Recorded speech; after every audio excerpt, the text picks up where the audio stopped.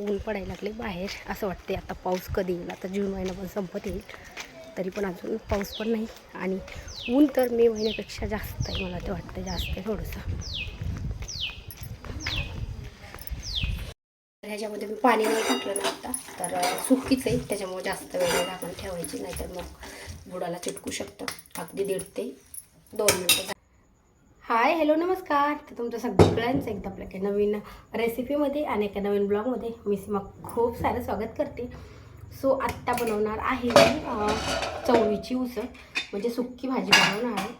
तर त्याच्यासाठी कुकर लावला आहे. आणि कुकरलाच ना मी जेव्हा आमटी करायची असते ना, तर तेव्हा पण कुकरलाच लावते. आणि आत्ता मला बनवायची आहे सुक्की भाजी, तर आत्ता पण कुकरलाच लावलं. मस्त छान वरण भात आणि चवळा आहे, तो मस्त छान शिजला आहे.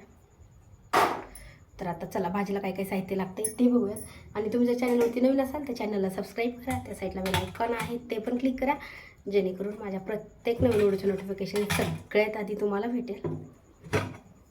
वरण मस्त छान शिजले.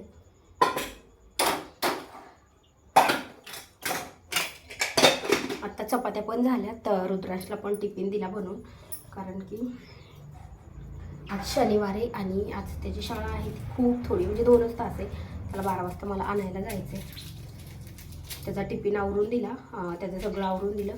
आणि शेवया मी ज्या बनवलेल्या आहेत त्या पण आत्ता उन्हाला घातल्यात. काल पण घातल्या होत्या, काल दुपारून घातल्या होत्या. म्हणून म्हटलं की आज एक दिवस ऊन द्यावं, म्हणजे वर्षभर राहिल्या तरी खराब नाहीत होते. तर त्याच्यासाठी त्याच्यामुळे जास्त वेळ गेला माझा.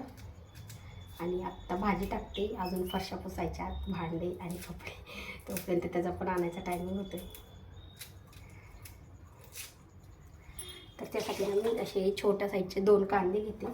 मोठा असेल तर एकच घेतला असता, पण छोटा आहे त्यामुळे मी 2 घेते.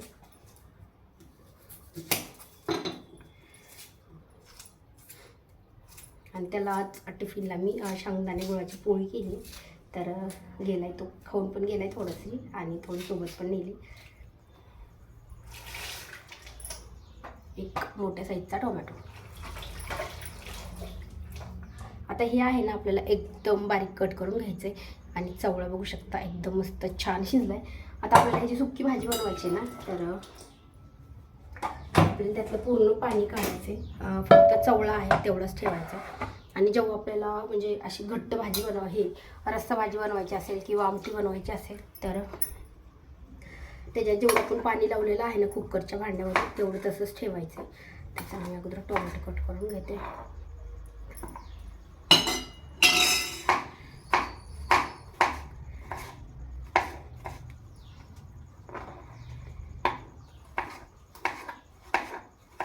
टोमॅटो आणि कांदा आहे, ते पण दोन्ही पण आपल्याला एकदम बारीकच कट करून घ्यायचे, जेवढं बारीक कट करता येईल तेवढं. आणि काल मी बनवली होती सोयाबीनची भाजी, ती पण मस्त झाली. कारण की जो मी मसाला बनवला आहे ना आत्ता, कांदा लसूण मसाला, तर त्याच्यातला थोडासा जास्त मसाला ठेवला होता, म्हणजे चटणी थोडीशी आणि मसाला जास्त. तर आत्ता पण मी तोच वापरणार आहे भाजीला. अजून थोडंसं राहिलं आहे.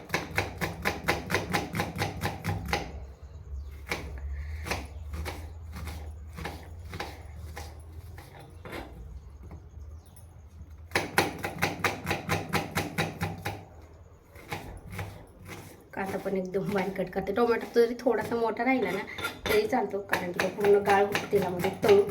पण कांदा आहे तो एकदम बारीक कट करायचा.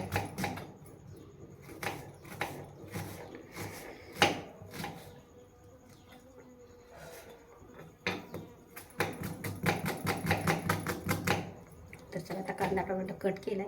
आता भाजीला फोडणी घालू. अगदी 2-3 मिनटामध्ये भाजी तयार होते. एकदा कुकर चवळा शिजला ना, तर मग फोडणी घालायला काही वेळ लागत नाही. फोडणी घातलं की 2 मिनटात भाजी तयार.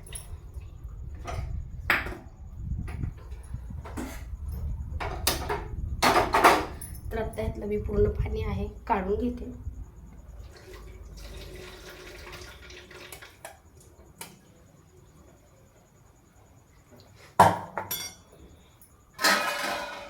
असं पूर्ण नाही निघलं ना, असं डब्यावरती झाकण घालून ठेवायचं आणि मग डब्बा असा क्रॉस करायचा, सगळं पाणी आहे तेवढं निघतं.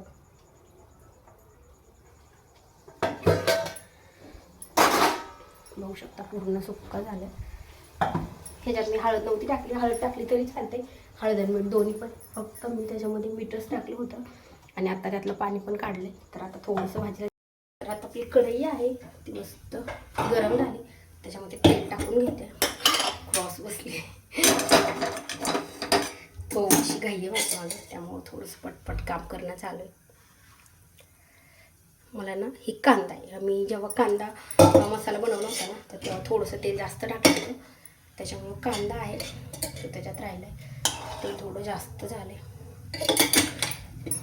आता ह्या बाकी फोडणीला पण काही घालायचं नाही आपल्याला, फक्त ह्याच्यात आता मी कट केलेला कांदा आणि टोमॅटो आहे ना तेवढंच घालायचं आहे. तेल छान गरम झाले, सगळ्यात अगोदर मी कांदा टाकून घेते.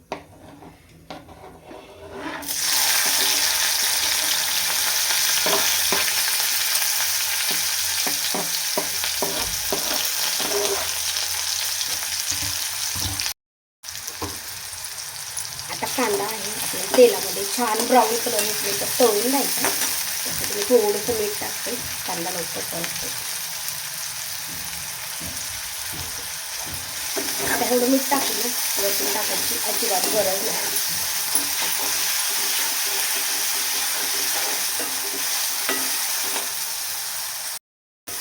आता कांदा आपला छान परतला, आता आपण ह्याच्यामध्ये टाकायचं टोमॅटो.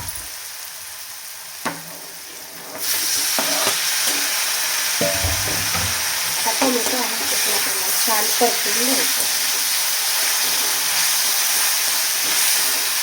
आणि आपण ह्याच्यामध्ये हळद पण टाकायचं.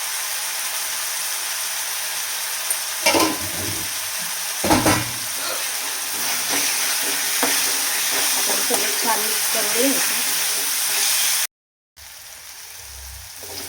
आपला कांदा आणि टोमॅटो मस्त छान परतून घेतलाय.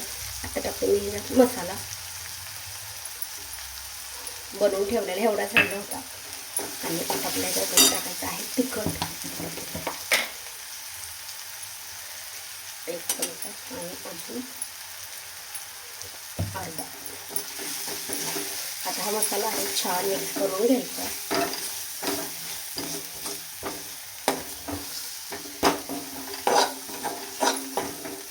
हा मसाला आहे ना आता मी परवा बनवला आहे, कांदा लसूण खोबरं आलं टाकून आणि पहिली जे आपलं तिखट होतं ना लाल तिखट, तर त्याच्यामध्ये सगळे खडे मसाले आणि लाल तिखट हे मी भरपूर एकदाच करून ठेवलेले. आणि हा कांदा लसूण मसाला आहे तो मी 1-2 महिन्याचा करून ठेवत असते, दरवेळेस संपला की करून ठेवते.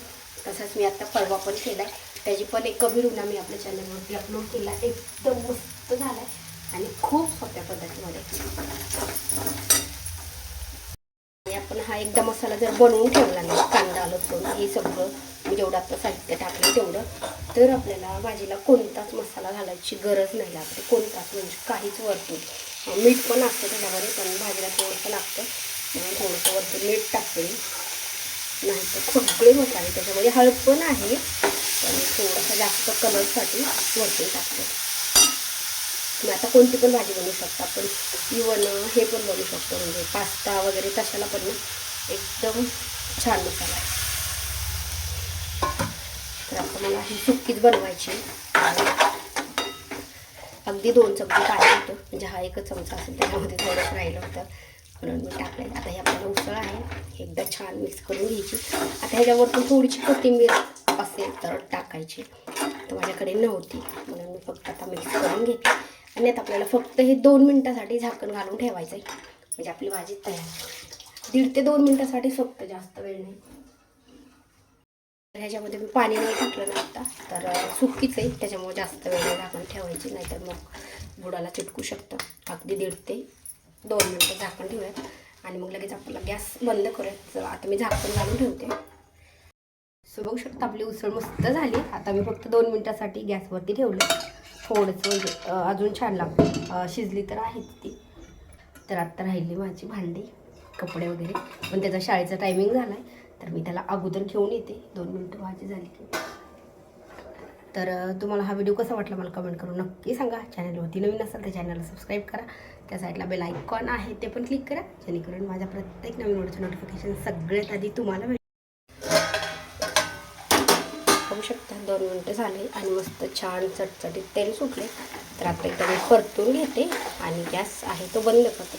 आता ही टिफिनला पण चालते आणि सुकी चपातीवर वगैरे, म्हणजे रुद्राजला ही भाजी जास्त आवडत नाही, म्हणजे घरी तरी खातो पण टिफिनला दिली तर नाही खात. त्याच्यामुळं मी ना ह्या भाजीचा पण पराठा बनवत असते. जसं की आता आपण बटाटा वगैरे ही अजून थोडीशी आहे ना कुस करायची वाटीमध्ये घेऊन, आणि जसं आपण पुरण भरतो पोळीमध्ये सेम तशी बनवून पण मी त्याला खूप वेळेस गेल्या वर्षी रोल देत होते. आता अजून पण बघूयात, सोमवारपासून अजून त्याला वेगवेगळे रोल द्यावे लागतील. तर आता मस्त भाजी झाली, गॅस बंद करते